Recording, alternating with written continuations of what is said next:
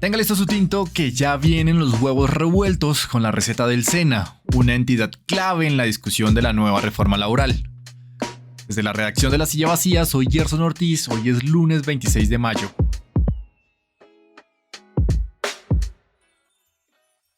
Esta semana se discutirá la nueva propuesta de reforma laboral en la Comisión Cuarta del Senado y uno de los puntos de discordia entre gobierno, gremios, empresarios y partidos políticos será el tratamiento a los aprendices del SENA.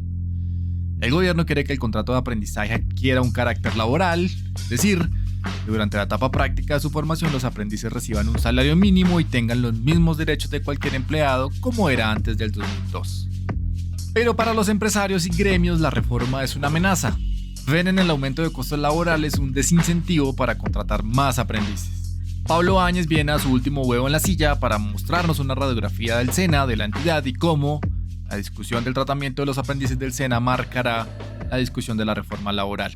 Pablo, buenos días. Buenos días, Jer. Gracias por invitarme otra vez. Pablo, el Servicio Nacional de Aprendizaje SENA es la puerta que tiene más de 1 millón de colombianos para formarse y salir al mercado laboral.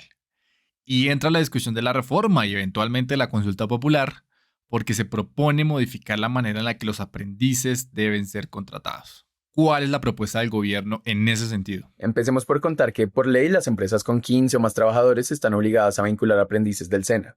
Eso es 1 por cada 20 empleados y 1 adicional por fracción de 10 o superior que no exceda de 20.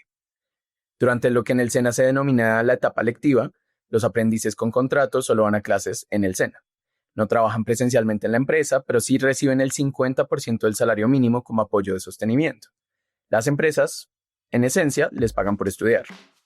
Después viene la etapa práctica, en donde los aprendices asisten a la empresa y reciben el 75% del salario mínimo. Durante ese tiempo, en teoría, deben recibir capacitaciones dentro y fuera del lugar de trabajo. Su contrato incluye afiliación a riesgos laborales, pero no los demás beneficios de los empleados regulares. Como los que recibimos usted y yo. Exacto. Eso es justamente lo que cambiaría con la reforma laboral del gobierno Petro, y es que busca aumentar los porcentajes a 60% y 100% de un salario mínimo respectivamente, así como otorgarles todos los beneficios de un contrato laboral. Al menos así se aprobó en la Cámara de Representantes.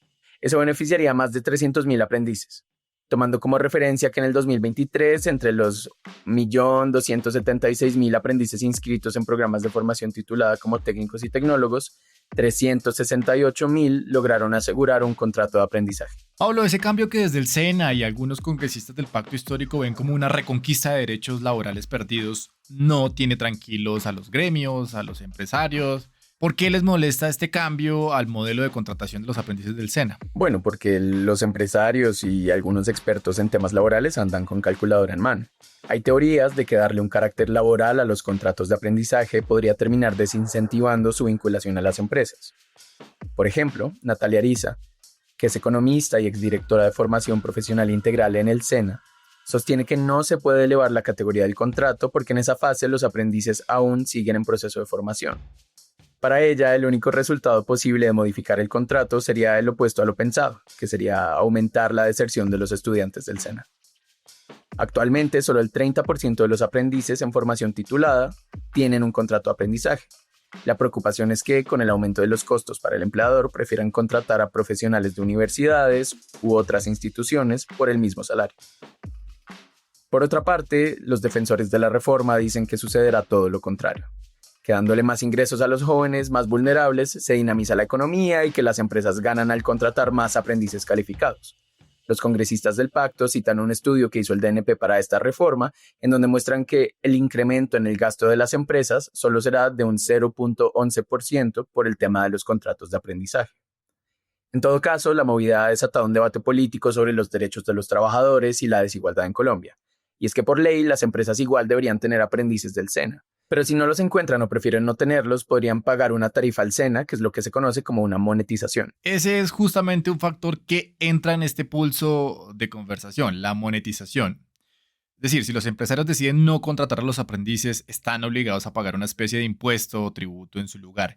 ¿Qué cambia con ese factor de monetización en esta propuesta de reforma que va avanzando en el Congreso? La monetización es un mecanismo que se crea con la Ley 789 de 2002, que fue la reforma laboral de Uribe, y consiste en pagar un salario mínimo mensual multiplicado por el 5% de la planta total de trabajadores de una empresa al SENA. Ahora, con las nuevas discusiones de la reforma en el Congreso, algunos congresistas del pacto han pedido aumentar esta monetización a 1.8 salarios o incluso 2. La lógica detrás de eso es que si la monetización es más cara, pues los empresarios tienen más incentivos a buscar a los aprendices. Ahí el problema que notan algunos académicos es que buscar aprendices no es tan sencillo como suena. Hay estudios que muestran que las compañías que demandan empleos más altamente calificados prefieren pagar la monetización porque incluir a un aprendiz les genera una productividad negativa. Dicen que es difícil entrenarlos para tareas que requieren más habilidades de las que aprenden en el SENA. Entonces muchos aprendices terminan en trabajos menos calificados. Ese es el famoso problema del descalce, ¿no? Y es que el SENA no está formando trabajadores acorde a las necesidades de la economía colombiana. Otro estudio que revisé muestra que solo 1/3 de todos los egresados de formación titulada están en trabajos relacionados con lo que estudiaron. Los demás se formaron en una cosa, no encontraron trabajo en eso y consiguieron en otro sector. En lo que salga. Claro. Por su parte, el SENA dice que sí están usando los datos de empleo público para planear sus ofertas de programas, y es cierto, pero es que todos los problemas del mercado laboral no son culpa del SENA. La economía colombiana es informal, tiene un alto desempleo juvenil y poca diversidad en sectores económicos. Tampoco hay buenos sistemas nacionales de recolección de datos sobre empleo, ni incentivos para que el SENA tenga un enfoque diferencial en las regiones. Entonces hay problemas estructurales de fondo que también explican todo esto de la monetización y el contrato de aprendizaje. Y que seguramente serán tenidos en la cuenta durante la discusión. Pablo, la ponencia de la Comisión Cuarta que se va a debatir esta semana recomienda en su mayoría mantener el contrato laboral del SENA como está, es decir, como algo de aprendizaje y no de un factor salarial. Si se aprueba así, como lo están proponiendo la mayoría de los partidos en la Comisión Cuarta, lo más seguro es que el gobierno rechace la reforma. ¿Qué caminos les quedan entonces a los aprendices del SENA para tratar de recuperar o reconquistar este derecho laboral que se les perdió en el 2002? Sí, sin duda ese será uno de los temas clave. En la Comisión Cuarta, 7 de los 8 ponentes estuvieron de acuerdo en modificar los artículos de la reforma aprobada en la Cámara y volver a dejar al SENA tal como está hoy en día. Ahí por eso se apartó la senadora Aida Bella, que es la más cercana a este gobierno.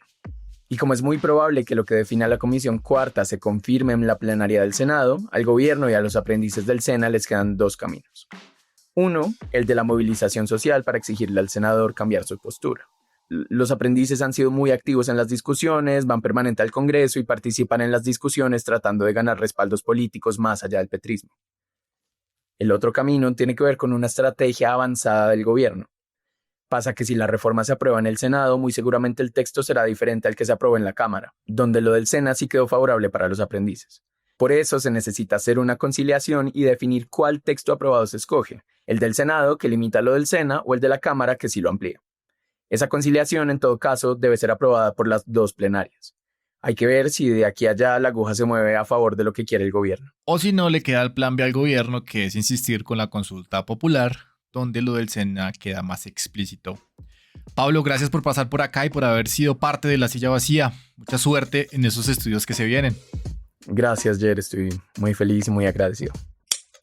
Esta semana estaremos pendientes de las protestas mineras que se están registrando en departamentos como Putumayo y Antioquia.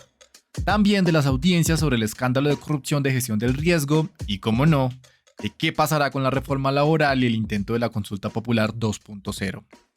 Y recuerde que hoy estaremos proyectando ausencias en la Universidad de Ann a las 5 p.m. Entrada libre, todos los detalles en la descripción. Todas las movidas están al aire en lasillavacía.com, en las redes y en el en vivo. Y por acá cada mañana estará servido su desayuno político favorito. Fernando Cruz y Juana Rubio Tovar produjeron este episodio, yo soy Gerson Ortiz y nos escuchamos pronto.